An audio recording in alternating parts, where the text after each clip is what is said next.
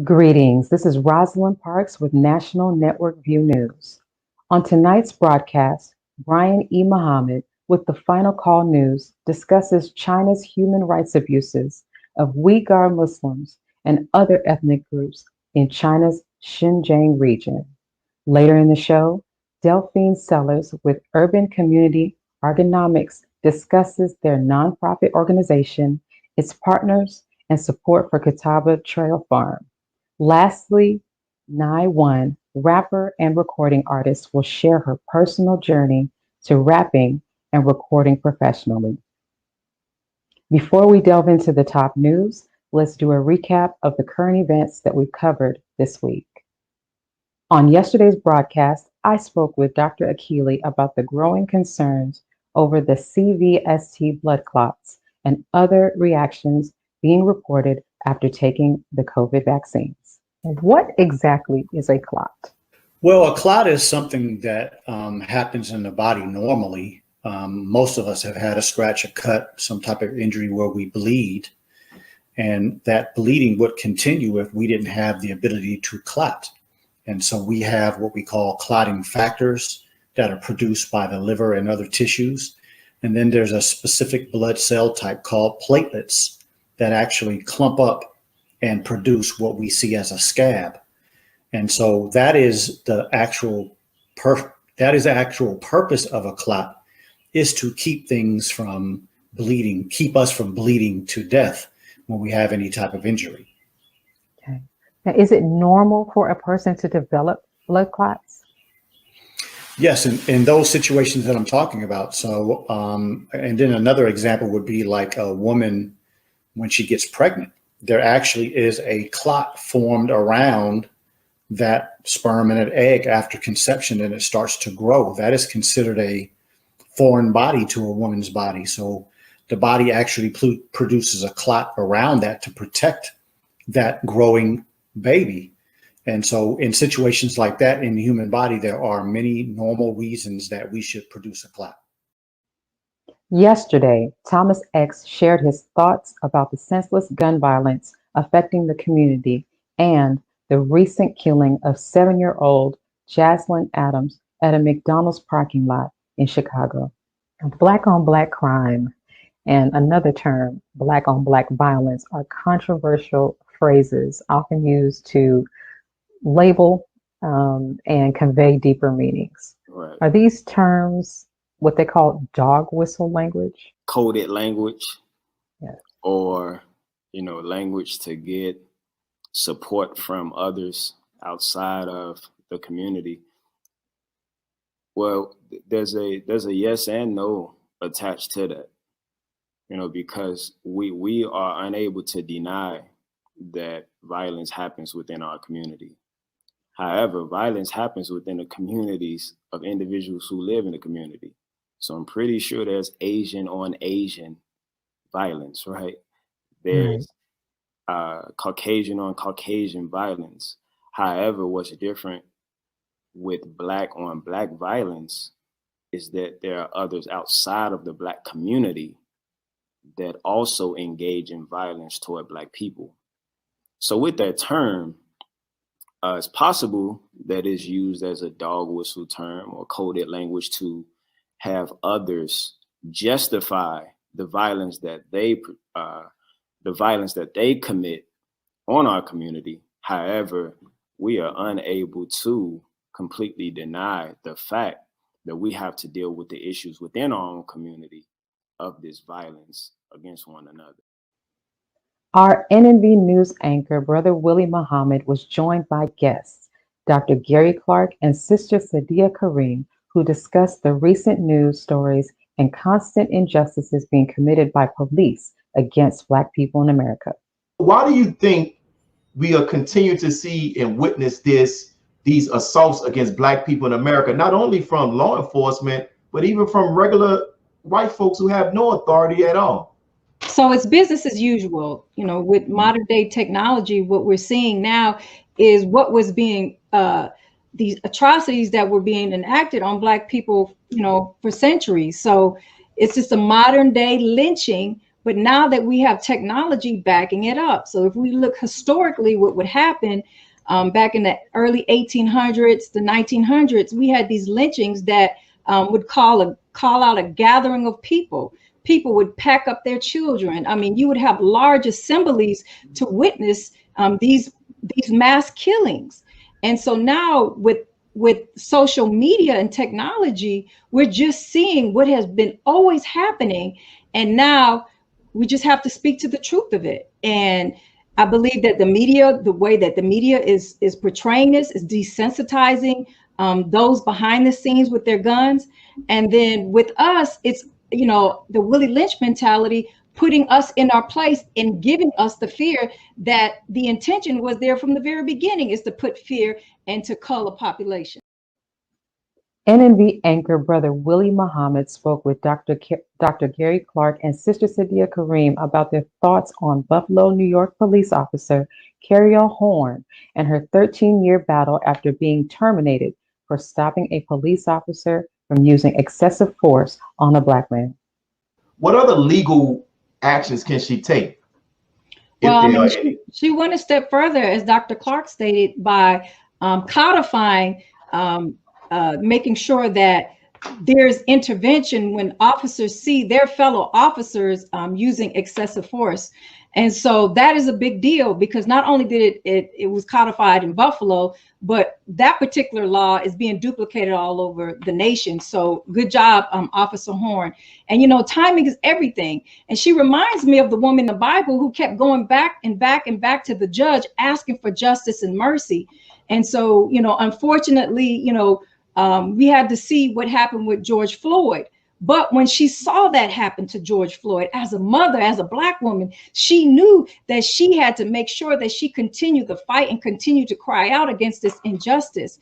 And so, you know, through this particular woman, you know, be the will of God, this whole blue wall of silence may be eradicated and may be torn down. And when I say the blue wall of silence, or the blue code, or the blue silence, it is this code that officers have, that when there's misconduct, they do not snitch on each other. They do not, you know, call it out. And so they'll feign ignorance, or they'll perjure themselves in order to protect that which is wrong.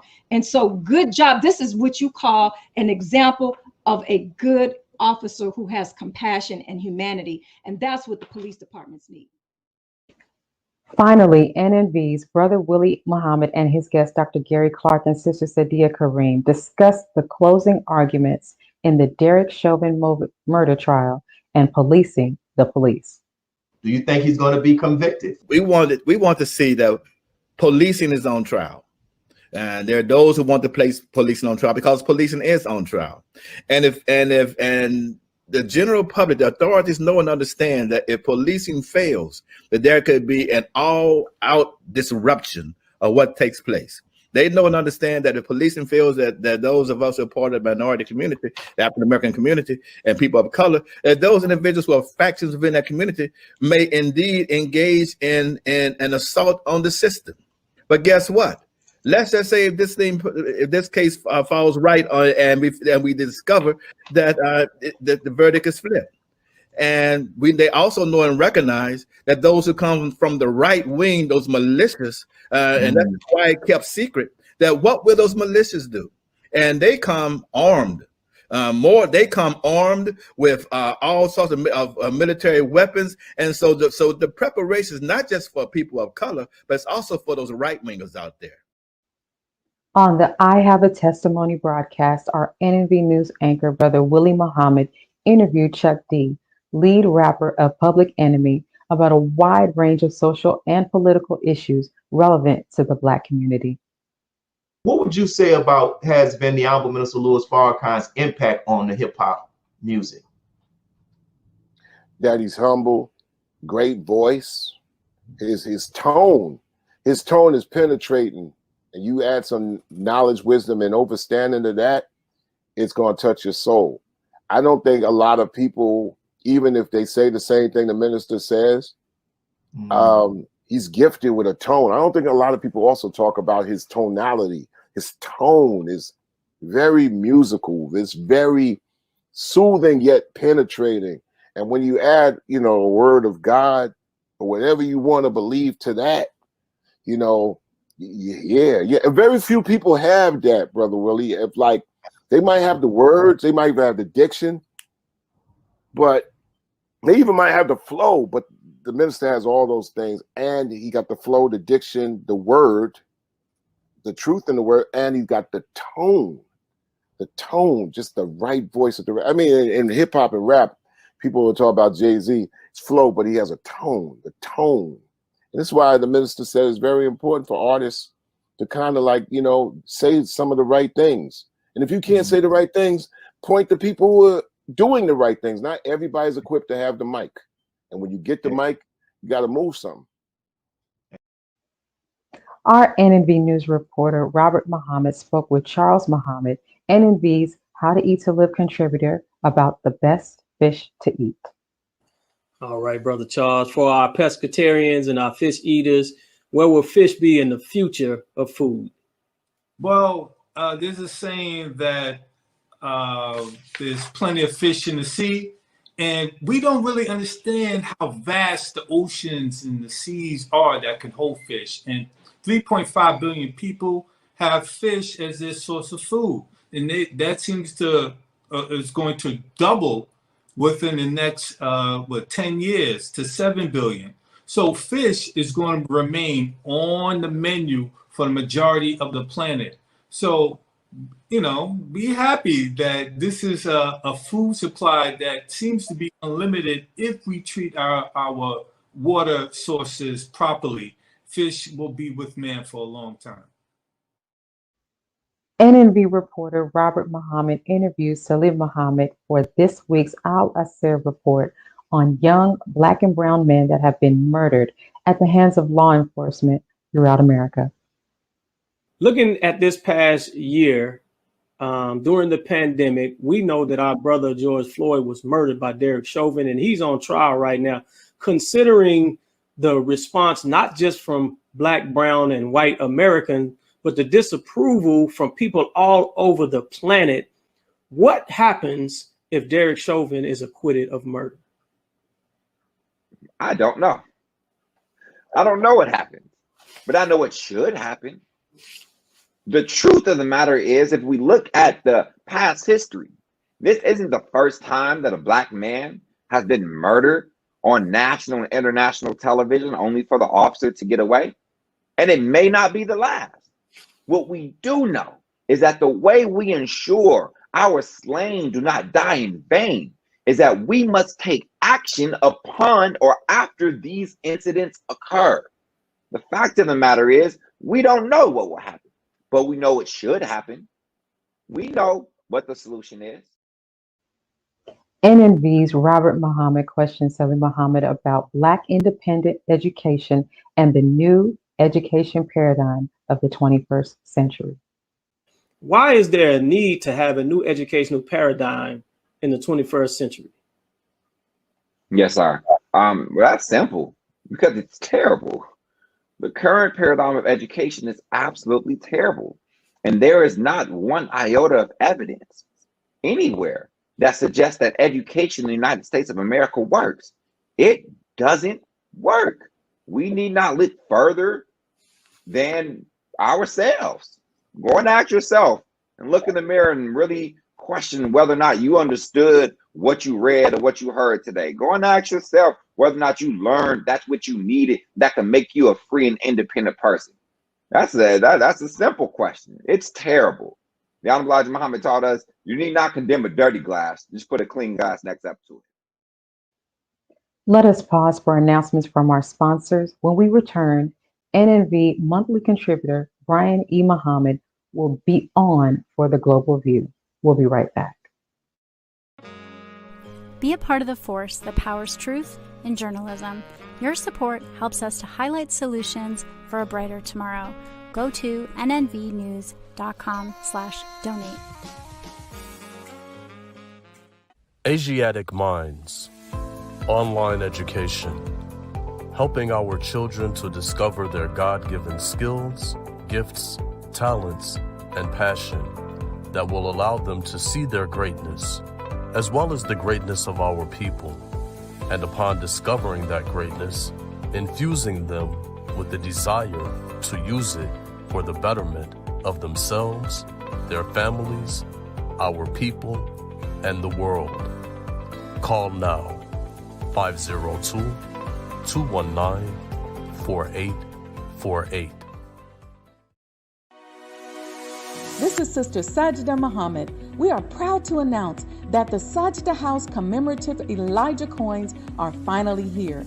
This priceless heirloom, made from recycled copper from the messenger's home, is now available at sajdahouse.com. The hashtag Bank Black social media campaign made strides not only in revolutionizing how we bank, but also how we think. The movement inspired thousands of African Americans across the country to transfer or deposit millions of dollars into Black-owned banks. These are banks that will invest in urban communities, employ African Americans, support Black businesses, and inspire Black home ownership. This is a very proud moment for our culture as we are taking small, but significant, steps towards building Black power through Black wealth. Thank you for tuning in to NNV News. Please share your thoughts with us in the comments section below. Follow us on social media at NNV News, and please subscribe to our YouTube channel, National Network View. This is Clifton Muhammad with NNVnews.com.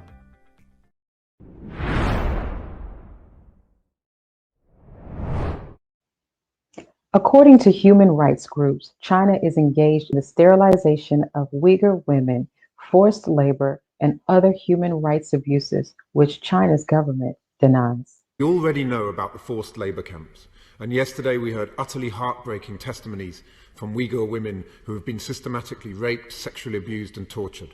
This follows last summer's harrowing accounts from Uyghur women who were victims of forced sterilization and forced IUD insertion.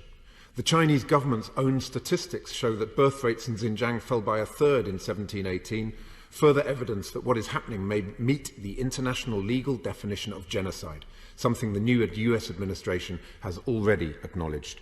Last month, the Foreign Secretary rightly condemned the events in Xinjiang as barbarism we had hoped lost to another era. So surely the time for tangible action has now come. First, where on earth are the Magnitsky sanctions that we on these benches and members from across this House have been calling for since last June? The Foreign Secretary said the body of evidence in Xinjiang is large, diverse and growing, and we know the names of the senior Chinese officials who are responsible for these atrocities. The US sanctioned them last summer. Who in government is holding this up? Second, 20% of the world's cotton comes from Xinjiang. We welcome the steps the government has taken to help UK business cease being complicit in forced labour, but they did not go far enough. Joining us is Brian E. Muhammad with the Final Call News. Greetings, sir. Greetings, Sister Rosalind. And first, before we begin, let me say to all the Muslims who are out there fasting, Ramadan Mubarak, blessed Ramadan to everybody. I'm glad to be back with you. Thank you. Your article in the Final Call News is entitled Justice for Uyghur Demands Changes in China. Why is China cracking down on Uyghur Muslims and other minority ethnic groups in its northwest Xinjiang province? Well, this has been a long time issue between the groups of people in that area and the Chinese government. It's an area that is considered East Turkestan by some who dispute the area that, and China, of course, is saying that this area belongs to them, and that's where they get the name Xinjiang from. And the problem, according to the Chinese government, the officials say that the actual problem with the Uyghurs is that the Uyghurs are a group of radicalized Muslims, as far as what China is saying, because the Uyghurs, which is the largest ethnic group in that area, are in a battle and has been in a battle really since around 1949 and beyond, but truly since 1949, in a battle for self-determination, because they are not Chinese people. They have their own language, they have their own culture, and they want to be independent of China. And so they have been in this all-out battle over the years for self-determination. And the Chinese government is saying that because of that battle or that struggle, they have become radicalized and have been influenced by so-called terrorists from that area. And so you will hear the Chinese government say, well, our fight with the Uyghurs is an anti-terrorism fight, is a fight, to put down a potential insurgency of a group of people who want to destabilize or unstabilize China in order for them to realize their own independence. So this is kind of the root of the problem. Now, we just heard in the clip that a list of some of the human rights abuses. What human rights abuses is China being accused of that we didn't hear about? Well, the main one that a lot of the human rights organizations and groups are raising is this accusation of being a forced labor, that they're saying again that China is imposing forced labor, that China have established what will be synonymous by, again, these are what critics and human rights organizations are saying will be compared to concentration camps, and they are being culturally re-indoctrinated because, again, the Uyghurs have a quest for self-determination. China is saying that they have, yes, set up not redoctrination, but retraining situations, because they're saying that they want to deprogram, in so many words, the Uyghur people who were indoctrinated in terrorism, if you listen to the Chinese authorities. So they're saying that it's not re-indoctrination, but it's retraining to acclimate them into Chinese society so that they won't have a need to use terrorism and terrorism tactics in their quest for self-determination. And of course, human rights organizations and voices around the world are saying, oh, that's bogus. You are re-indoctrinating them in order to remove their culture from them, similar to what we went through here, when they took away our names, our language, our culture, in order to make us the so-called American Negroes that we became in the 400 years that we were here. Right. But so it's the dispute depending on who you listen to. Okay. The Honorable Minister Louis Farrakhan spoke about the persecution of the Uyghurs and other Muslims on the very first day of Ramadan. The minister said, why should Muslims suffer in China and we not go to China and speak on their behalf? What action should we be taking to aid and lend support to the Uyghurs? Well, what the minister said, to go there and one, to find out what's going on. The Honorable Minister Louis Farrakhan, and I know his detractors and his enemies do not lift this reality of Minister Farrakhan, that he has been one of the best humanitarians and peacemakers in the world. When the Sudan was going through their problem, he went there. He went and talked to the different sides. He's a principled man. So in other words, he don't just take the side and say, well, I'm with the Chinese or I'm with the Uyghurs. We find out what is actually going on and we fight against oppression. So the Honorable Minister Louis Farrakhan said that he was really talking to the Muslim world when he made those comments. That we are a world.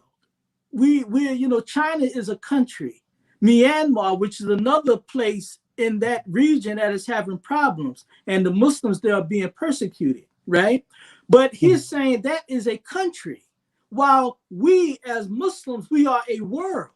So why do not those at the base of our world in Mecca send people there and negotiate and study what is going on and lift your voices for the Muslims who are suffering in these situations? So the minister was saying, this is what we have to do.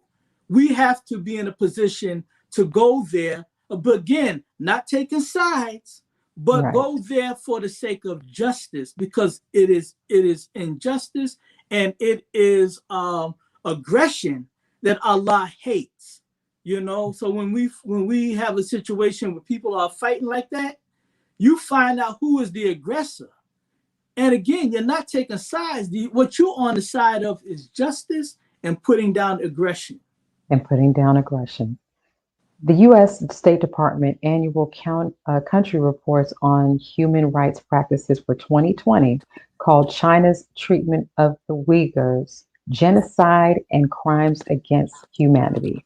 The U.S. Congress has introduced a bipartisan resolution to refer the Uyghur matter to the United Nations. Is the Biden administration likely to refer the resolution to the UN? You know, Sister Rosalind, that remains to be seen. It remains to be seen because there is a hypocrisy that goes on where China is concerned, not necessarily on the part of China. China has a role in it, but on the part of the United States, and even when we talk about the Muslim world. The reason why the Muslim world is slow to act on these issues that affect Muslims in the world, like in China, is because they have an economic interest in play. China is the second world economy on the planet, second only to the United States. So China has its tentacles economically in every region of the world, Africa, the Middle East. And even though the United States talks this game about China this and China that, they only step but so lightly where China is concerned, because they still got to do business. So they're not quick, like this Secretary of State was asked about, well why don't we boycott next year's Winter Olympics that's in Beijing in 2022? He said, well, that's not really on the table. We're not trying to do that. We want to have talks first. And he said out of his mouth, we still have to do business with them. So it's economics. It's a lot of factors involved. So whether the Biden administration will listen to its own Congress people and others who are saying, you must be the voice to take this to the UN, you know, and even if they take it to the UN, again, China does business with many of the member nations. So China, like America, is in a position where, you know, who gonna step to me? Really, step to me. Thank you, Brother Brian, for joining us and adding your insight to this very important discussion about human rights and its violations. Thank you. Let's pause for announcements from our sponsors.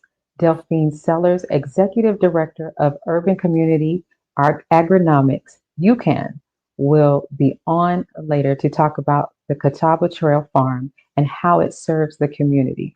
We will be right back. Be a part of the force that powers truth in journalism. Go to nnvnews.com/donate.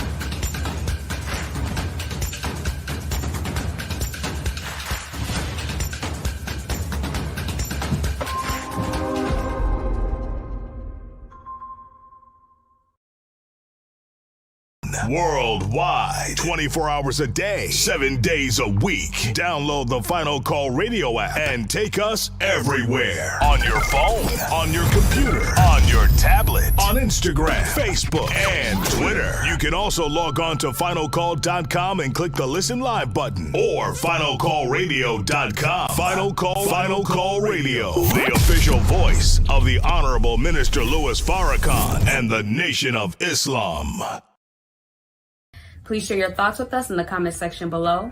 Follow us on social media at NNV News, and please subscribe to our YouTube channel at National Network View. I am Anissa Muhammad with NNVnews.com.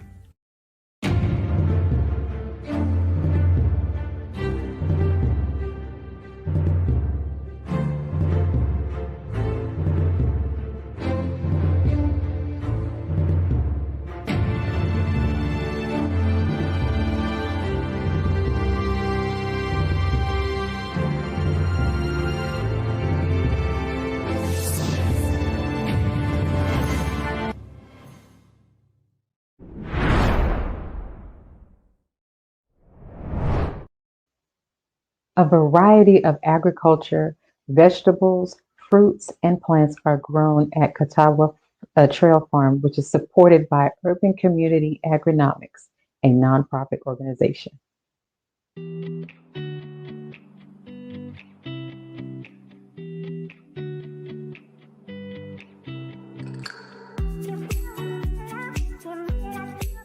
So right here is going to be your first hole. You don't put a hole at the very end. Okay, that's going to be your first hole.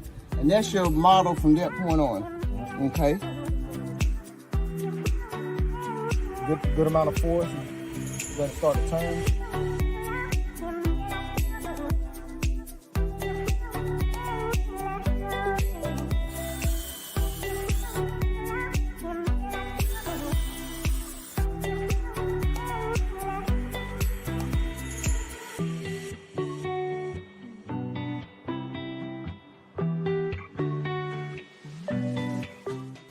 These will last probably about 5 or 6 years. They will continue to produce mushrooms for that long. Joining us to tell us more about the farm is Delphine Sellars with Urban Community AgriNomics. Greetings. Greetings, and thank you. Thank you for joining us. Where is Catawba Trail Farm located? It's actually located in Durham, North Carolina, in what we call Northern Durham. If you wanted the actual address, it's 2080 Sawmill Creek Parkway here in Durham. Okay. And how big is this farm? We're on 53 acres of land. That's the majority of it now is wooded, which is one of the draws to the farm. So probably from 15 to 20 acres is what we're working on, and the rest remain in forest area.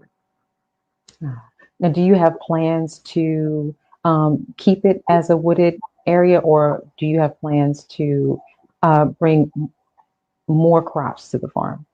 Okay. Right now, we have plans to clear an additional 2 acres of the land so that we can provide access to more individuals who want to learn the skill and the trade of farming. So other than that, it will remain forested for camping, for hiking, for other outdoor activities such as bird watching even. Oh, okay.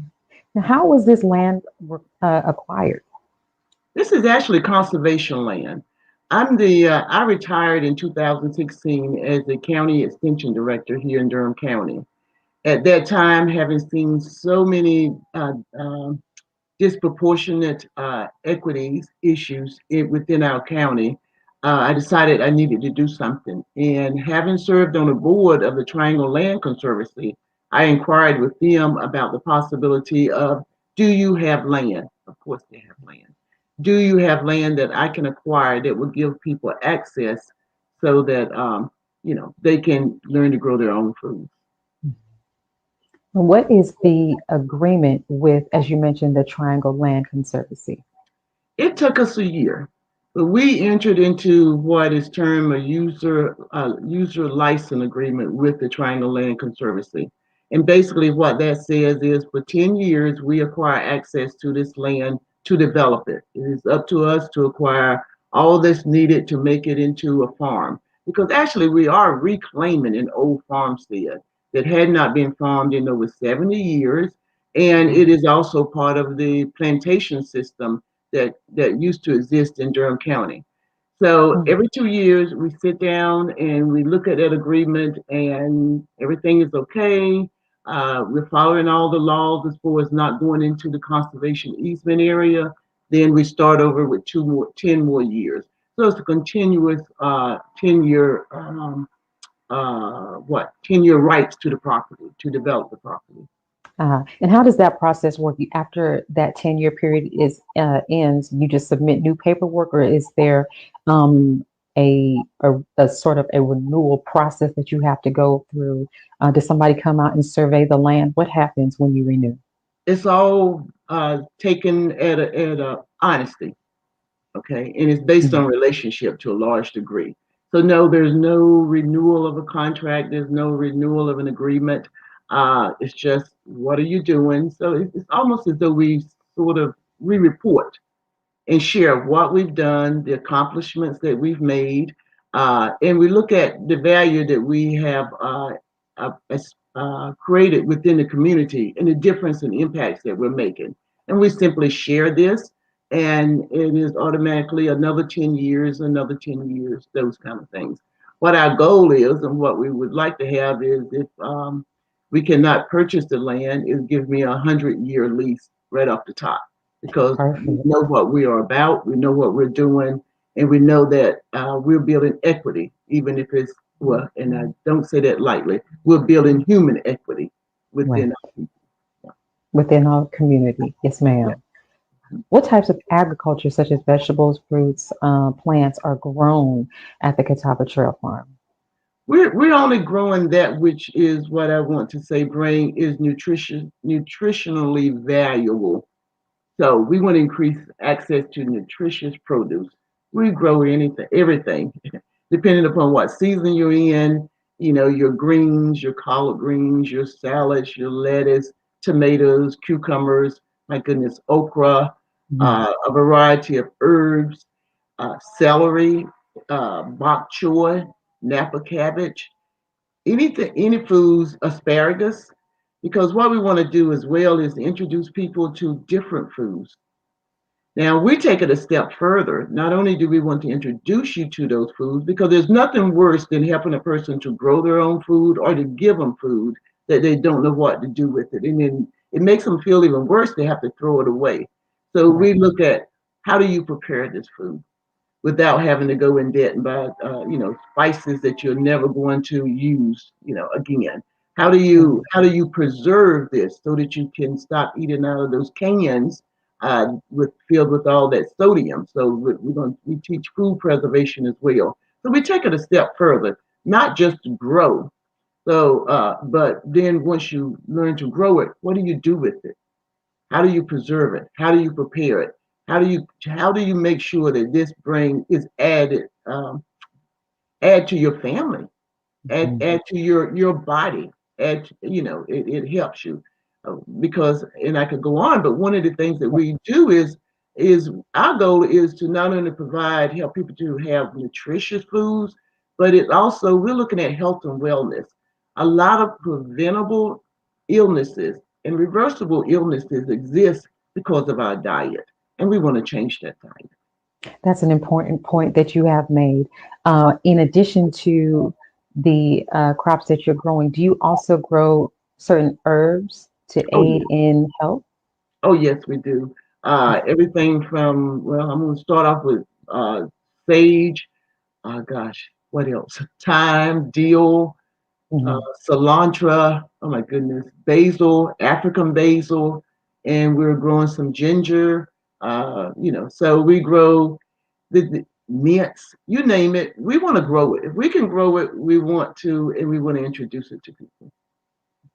Now, Urban Community AgriNomics, or UCAN, is a nonprofit 501c3 organization that partners with and supports the Catawba Trail Farm. What is the mission of UCAN? Okay, well, let me back up a little bit for you. UCAN is the nonprofit Okay, and our mission is to enhance and to, first of all, give people access to land, access to space to learn and to grow their own healthy, nutritious foods.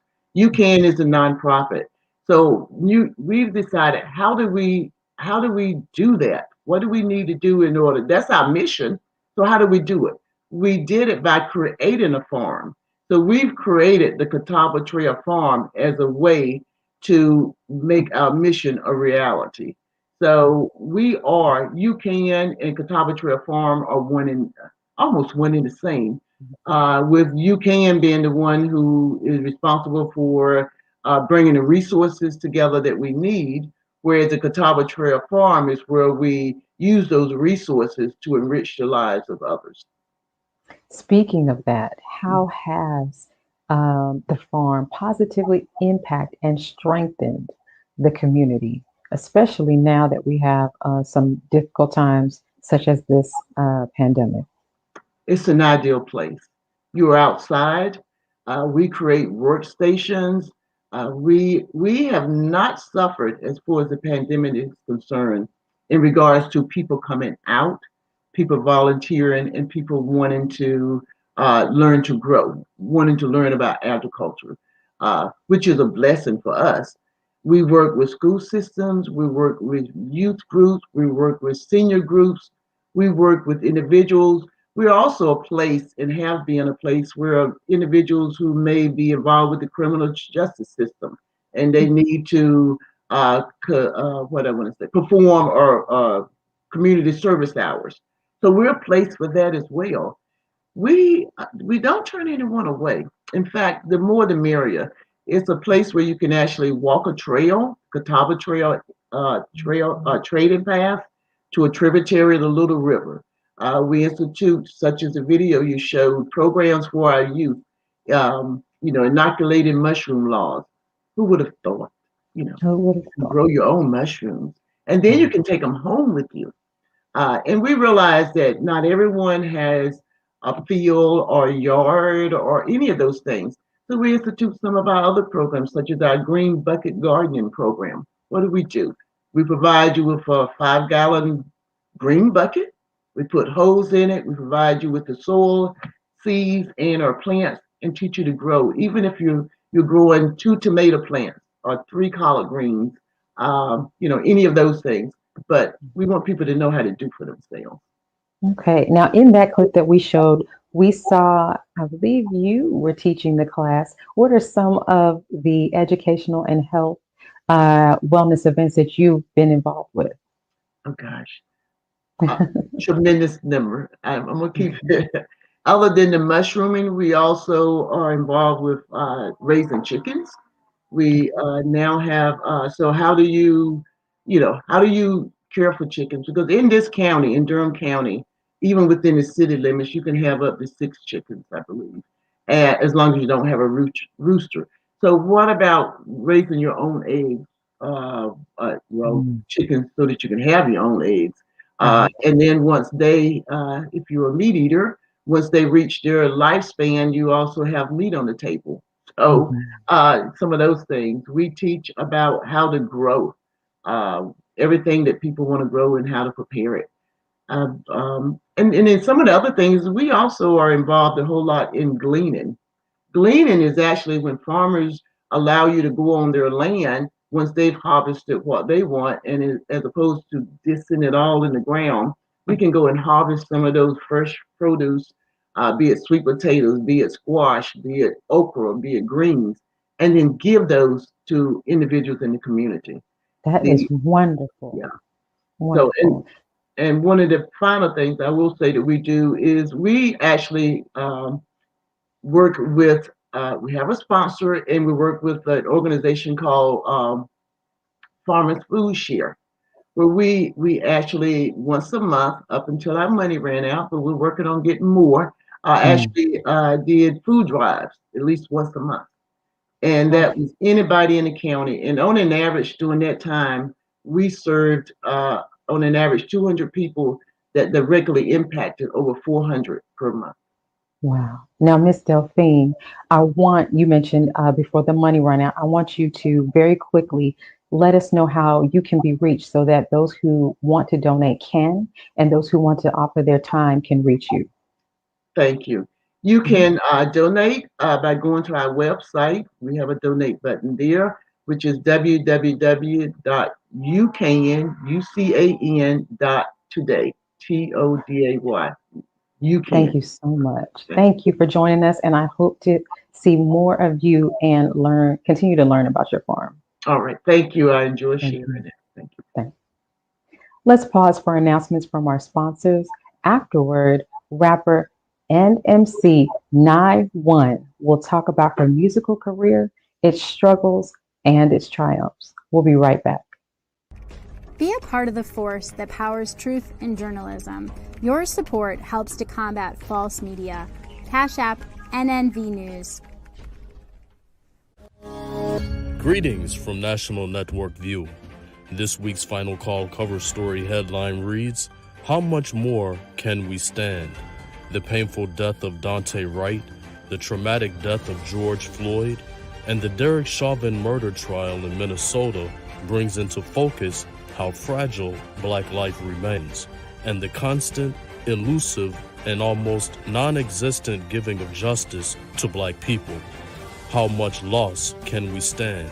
And have we had enough? This FCN Volume Number 28 edition features the middle page article by the Honorable Minister Louis Farrakhan entitled "The Intensifying Universal Cry for Justice." To read more, subscribe to finalcalldigital.com and tune into the all-new Final Call Radio. This is the nnvnews.com Final Call Cover Report. This is Sister Sajda Muhammad. We are proud to announce that the Sajda House commemorative Elijah coins are finally here. This priceless heirloom, made from recycled copper from the messenger's home, is now available at sajdahouse.com. Please make sure you leave your comments and questions in the comment section below. Follow us on Facebook, National Network View, and make sure to check us out on Twitter as well, National Network View. This is Sergio Gutierrez with National Network View, signing off.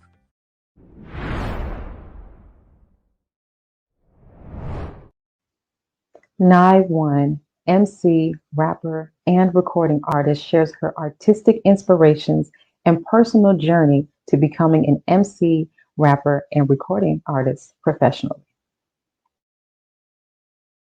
I have the power. I have the ability to change the focus. I have the ability to change the rhetoric. I have the ability to change the direction. I have the ability to change the destiny. All I have to do is speak it. Top Lexus, all of my time is precious. I thank God for blessings. Lesson now in session. I am my biggest investment. I'm gonna eat ice for breakfast. Hold on, I see my future. Know my Nova Super. I'm a lunar trooper. Watch how Joining us is Nai1, MC, rapper, and recording artist. Greetings, Nai.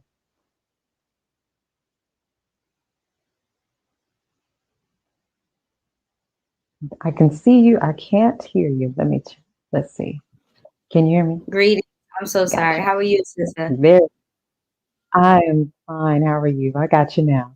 I'm well. I'm All well. right. Thank you. As a member, oh, good. Now you are in the military, of course, as we just saw in the clip, and I'm sure you've undoubtedly seen or have been exposed to certain experiences that many other civilians have not. How do those experiences translate into your music? Absolutely.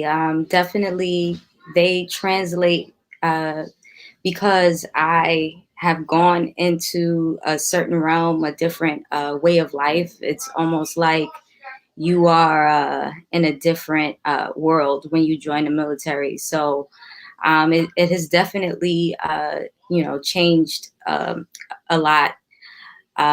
in my music because of that, those experiences, as far as, actually learning how to, be a person that is focused on survival fully, and 100%. Really the only mission is to survive and to help your comrades. So it definitely, impacted my music. Mhm.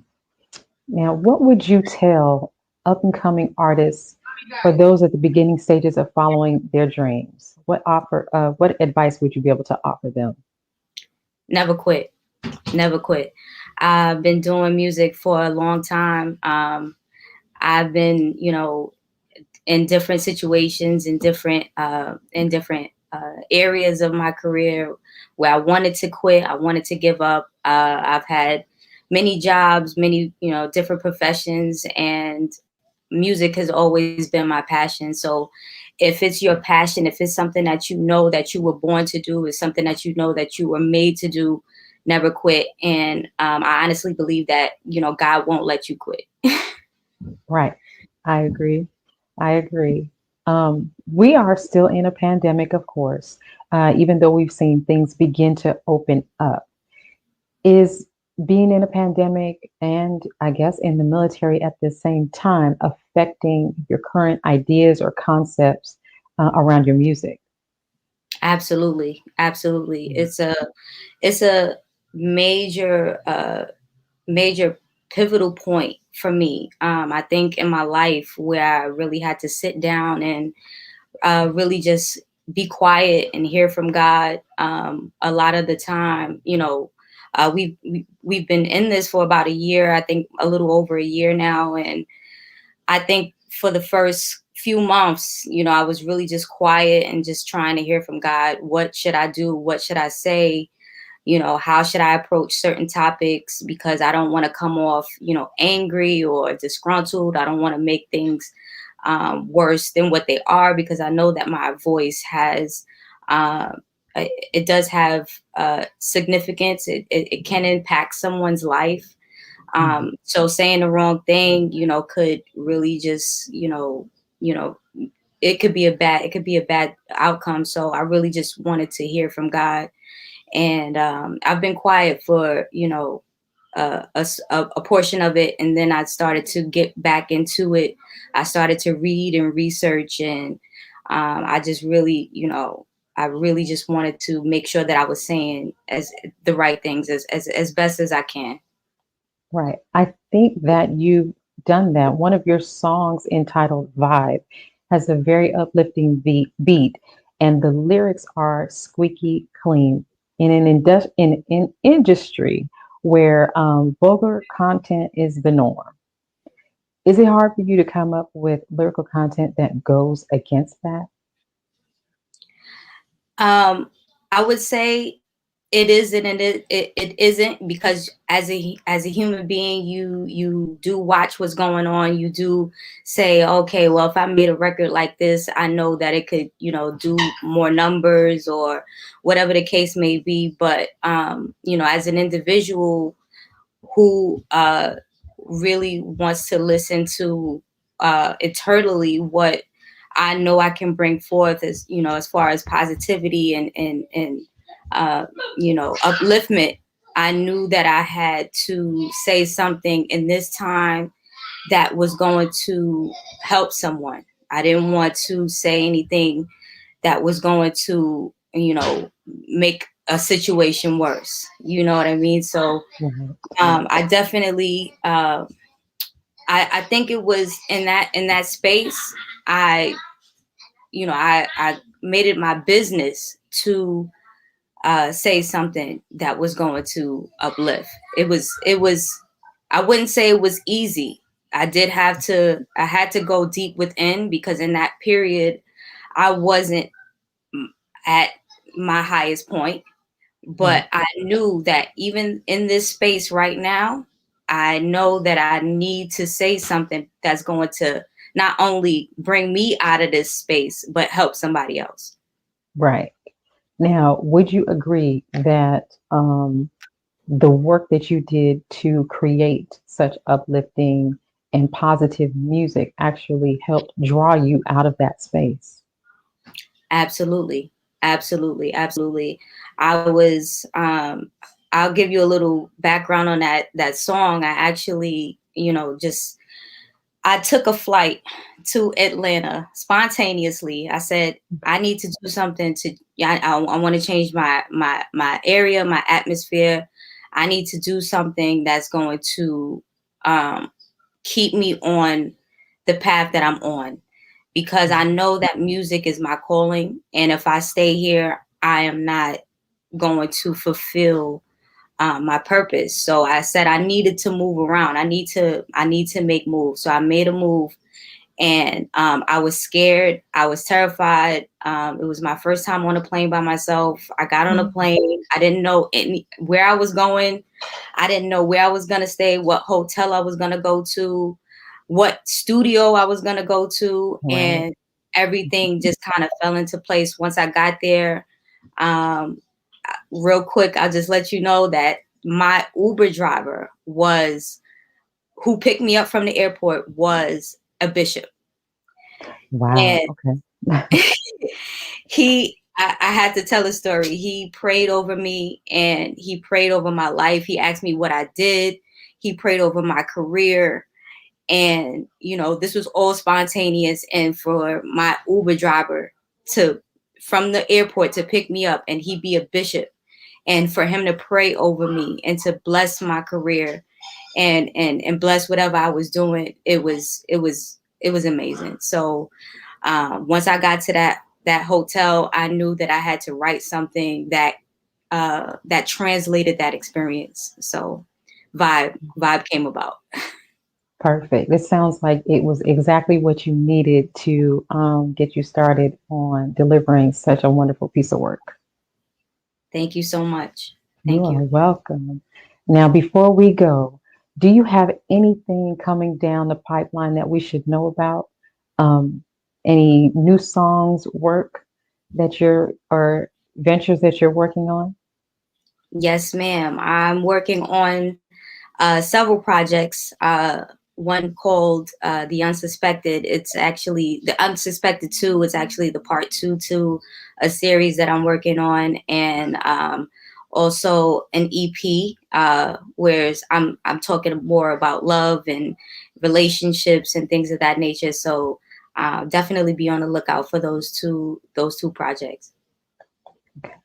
And finally, can you tell our viewers where they can go to hear more of your music or to reach you for collaborations? Absolutely, yes.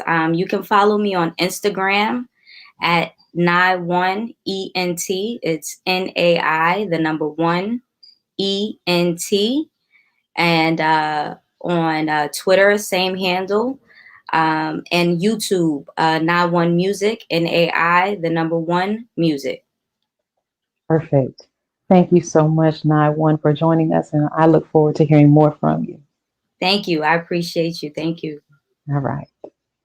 Thank you all for joining us tonight and for tuning into NNV News. Please share your thoughts with us in the comment section below. Follow us on social media at NNV News, and please subscribe to our YouTube channel, National Network View. This is Rosalind Parks with National Network View News. Good night. Be a part of the force that powers truth in journalism. Go to nnvnews.com/donate.